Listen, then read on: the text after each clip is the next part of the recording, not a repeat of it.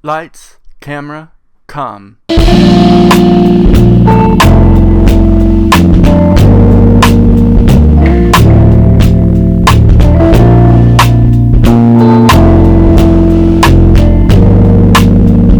I wanted to make this video today because I posted about this on my Instagram back in the summer of 2024, I think, and it cost me a lot of followers, but I don't care because it's important to liberate yourself from judgment. I have a very deep-seated kink that I will not share here on the YouTube. You know, I understand that there's boundaries around sex and all that, but if you want to find out, you can go look at my Instagram. I believe there is a correlation so strong as to indicate causation between a deep sexual kink, almost a fetish, and being a great, capital G, artist. There is not a single Shakespeare play that does not have a reference to cuckoldry.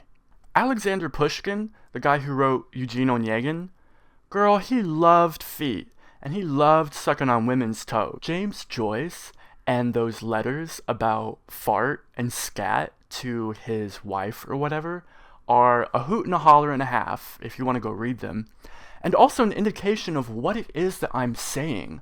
Capital G great artists always have some kind of kink or fetish, and I'm not just saying that out of like a Freudian psychoanalytical way.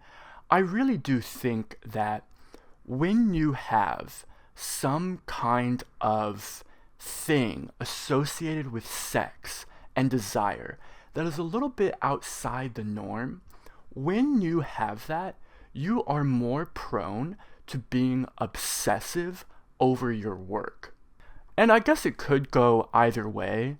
Like, maybe if you are an obsessive person naturally, then not only will that manifest in your artwork, but it will also manifest in like sex and desire and the body. But I really do believe that, you know, when children are developing sexually and they have some kind of experience that really sticks with them and is very formative for them, that will show up in that person's art later down the road. Not necessarily in a literal way. Like, I don't think that, I don't think that you could say Shakespeare having a kink for cucking has something to do with his plays. But as I'm saying that, Much Ado About Nothing, As You Like It, Twelfth Night, girl, maybe all of Shakespeare's plays, the key to their meaning is the fact that he wanted to be cucked so hard. Artists are people who are very obsessive. Great artists are. There are artists out there who have no ambitions to be capital G great, and that is wonderful. I do, and I know other people who do.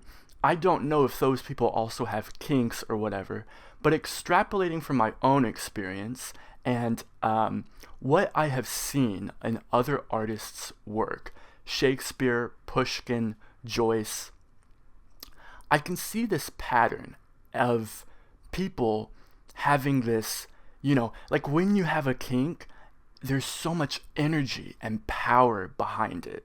And I think when it is something that is maybe not socially unacceptable, but when it's different from the norm, you have all this energy behind it and you're aware of the fact that it's different, that you have to kind of own it and explore it. And when you have that awareness coupled with that deep, like primal, energy that's coming from your pelvis, if you're able to put that toward whatever else it is that you're passionate about, say your play or your poem or your long, ridiculous novel that I will not read, James Joyce, because, I get it, but, more power to him. When you take that energy and that obsessiveness and that awareness and you put it toward what else it is that you're passionate about, you're really able to break into the ranks of the capital G great artists. My name is Andrew Tai. I'm a world famous poet superstar who, if you get me in bed, girl, it's gonna be one hot fucking time. And I will always love you. Maybe not in that way, but in the heart way, girl, I'll always love you. Mwah.